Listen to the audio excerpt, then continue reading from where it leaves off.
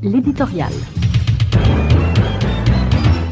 Dans tout pays sérieux, y compris chez nos voisins de la République dominicaine, qui démontrent un sens poussé et positif du qu'en dira-t-on, comme une nouvelle fois avec les élections présidentielles du dimanche 5 juillet écoulé, qui ont donné le pouvoir au candidat de l'opposition Louis Abinader, eh bien un renvoi soudain, comme celui du ministre de la Justice haïtien Lucman Delille, non seulement provoque un tollé, mais ouvre automatiquement une action judiciaire contre ce dernier pour mettre à jour la cause ou les causes de cette révocation subite, et si c'est la conséquence d'une mauvaise action, lancer une enquête pour découvrir et punir aussi ses éventuels complices. Mais chez nous, c'est toujours le même vieux cassez-fait couvrit ça, traduisez affaire classée sans suite. Et habituellement, cela ne va plus loin en effet que la disparition de l'intéressé pour un temps dans l'agenda du pouvoir. Notez qu'on peut en conclure automatiquement aussi que nous sommes tous les mêmes, tous des coquins, tous sans exception, pour accepter que cela se passe depuis toujours de la même façon. Quoique laissez-moi vous raconter quelque chose. Excusez-nous de toujours rabâcher les mêmes vieilles histoires. Mais sous le dictateur Jean-Claude Babydoc Duvalier, devinez un titre qui avait provoqué un scandale dont on se souvient encore aujourd'hui. Nous sommes tous coupables. Cela voulait dire quoi? Eh bien, que la dictature était arrivée dans les années 1970, dernière décennie véritable de développement économique en effet du pays, arrivée à ce point sûr d'elle-même que tout le monde devait, selon elle, accepter le prix à payer pour le passé terrible qu'on venait de vivre. Les années douloureuses sous la dictature du père Papadoc, avec les dizaines de milliers de victimes de Fort Dimanche, Fort la Mort. Nous sommes tous coupables. Eh bien non, ça n'a pas marché. Il y avait surtout une presse jeune et vigilante et surtout non achetable à l'époque. Aujourd'hui, on apprend en fin de journée, jeudi 9 juillet, plutôt discrètement, et par le truchement du journal officiel Le Moniteur, non la révocation, dont le mot fait tellement peur, on ne sait trop pourquoi. Peut-être qu'aujourd'hui tout le monde se croit à vie, c'est une mode, mais simplement la nomination d'un nouveau ministre de la Justice et de la Sécurité publique, Maître Rockefeller Vincent. Waouh! Lucman Delille renvoyé, remercié. Et pourquoi? Ce ne sont pas les causes qui manquent.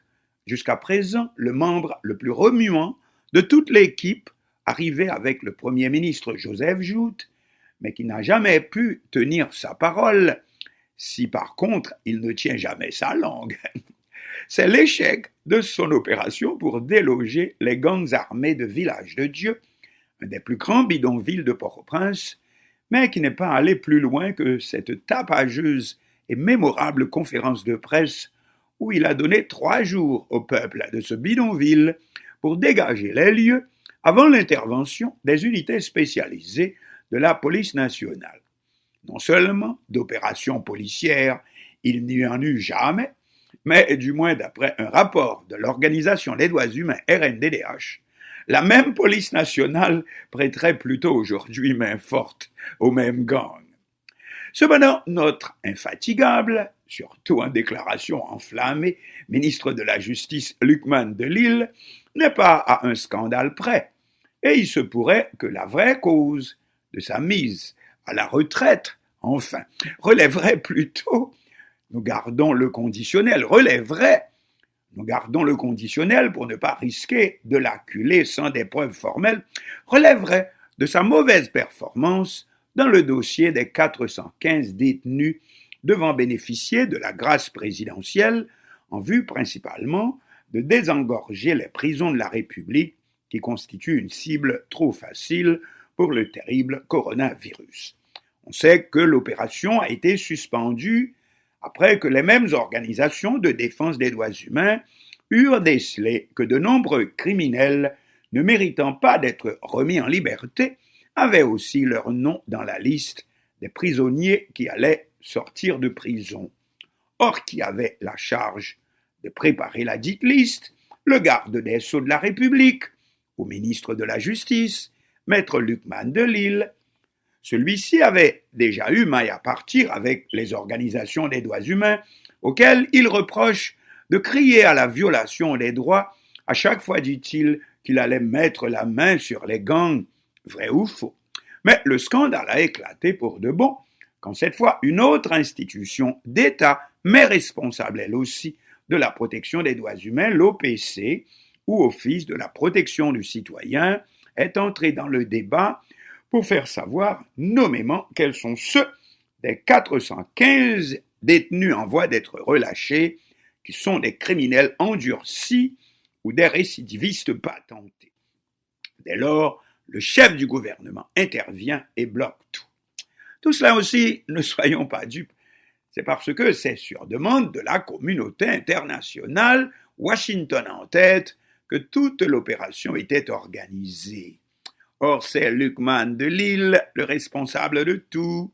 Comme dit la fable, le pelé, le galeux, d'où nous vient tout le mal.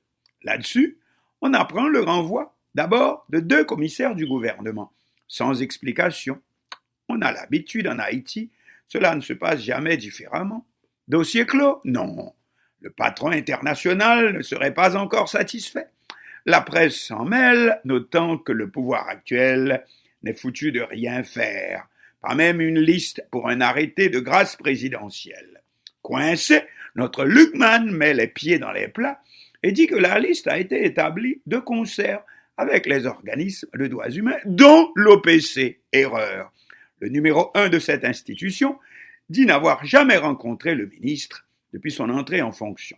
Et jeudi 9 juillet, à une heure indue, ni vue ni connue, comme dit le créole en chat peinte, on apprend le remplacement du ministre Lucman de Lille.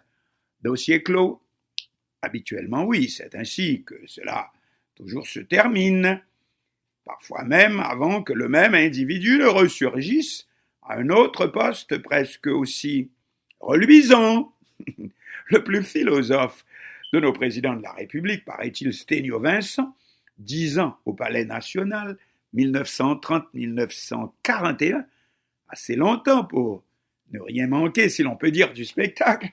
Sténio Vincent ne disait-il pas qu'en Haïti, il ne faut s'étonner de rien, ajoutant « Dans ce pays, j'ai vu toutes les femmes sur le dos et tous les hommes sur le ventre. » Tandis que Papadoc, sadique comme lui seul et s'inspirant plutôt des empereurs Néron ou Caligula, faisait le jugement public de fonctionnaires qui se mettaient en pareille situation. Tenez-vous bien, les écoles étaient renvoyées à 2 heures de l'après-midi pour que tout le pays puisse suivre sur les ondes le jugement où le ministre en question avouait « Oui, j'ai volé, j'en demande pardon au président à vie de la République, pardon papa. » Aujourd'hui, ah mon Dieu, si la presse d'aujourd'hui au moins faisait son travail aussi bien que celle de ces années-là, les années 70, eh bien on pourrait s'attendre que les 2 commissaires du gouvernement renvoyés dans le cadre de ce dossier finissent par avouer qui sont leurs complices et comment ils ont pu avoir placé les noms de leurs protégés dans la liste des bénéficiaires de la grâce présidentielle et combien ils avaient reçu, combien a été reçu en échange par chacun, du haut en bas de la liste. Et ainsi, on pourrait remonter jusqu'aux vrais responsables de la magouille, jusqu'au Palais National, qui sait. Mais le danger pour l'ex-ministre Lucman de Lille risque davantage de venir de notre horizon. Cela dont il s'était déclaré, si l'on peut dire, l'ennemi public numéro 1, devinez, les gangs armés. Ah, le G9 enfant mis.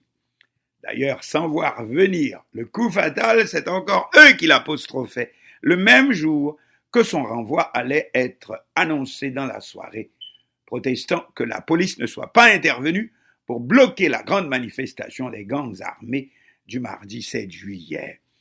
Ainsi, devant notre démission générale, car c'est le cas de dire que cette fois, en effet, nous sommes tous coupables, eh bien, eh bien il reste le G9 qui, par vengeance, mais tout puissant aussi aujourd'hui, pour poursuivre l'enquête jusqu'à mettre à nu le réseau de maître Luqman de Lille et ses complices, et jusqu'au plus haut des hauts.